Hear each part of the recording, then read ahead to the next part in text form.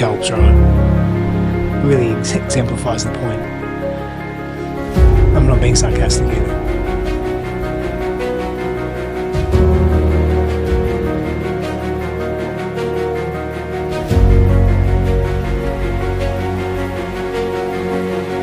God bless.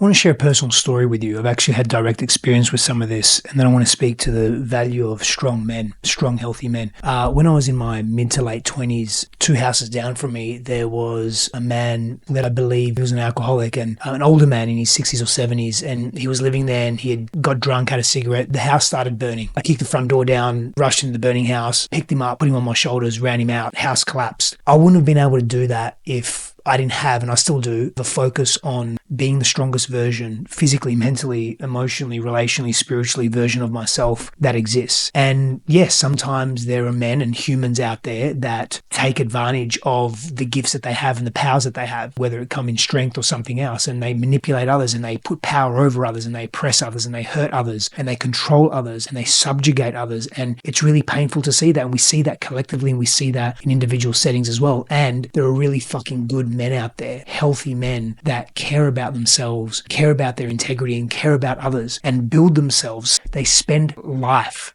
building themselves so that they can be of selfless service and of service to themselves and to others. And that's a really beautiful thing to acknowledge. And when we start noticing more of that in the world, we'll start getting that. And that's a psychological phenomenon. It's called the Bader-Meinhof effect. You think of something, you believe in something, you give attention, internal attention to something with your internal faculties, and you'll start to notice it in your external world. And the more that compounds, the more you form and forge a belief of what's really possible. And so to me, thank God for strong men. I don't want to demonize men, and I want to, obviously I'm a man, so I'm coming from a bias here, but I want us to take accountability for ourselves as men, and I want us to also celebrate our power and our gifts as well. And that strength is one of them, not just the physical strength, but that will and determination. You know, men need to be accepted and respected, and it's not coming from ego. It comes from our need to contribute to those that we love and care for, and to have that reciprocated back to us, to know that we are of value and that we are giving and that we matter enough to be a deeper contribution to something that's bigger than us. And that's in our DNA, if you like. That's hardwired in us, if you like. And so when we are acknowledged in really meaningful, respectful ways, we want to give more. We want to do more for the world around us. We're actually quite thematic in that sense. And I can't speak for every man here. I'm speaking for the archetype of a healthy man, a healthy, strong man that values strength in various capacities. But we also don't want to see injustice in the world, and we want to be a stand for that. So we use our strength and our prowess to be a stand for that. So there's something to be said for the power of man.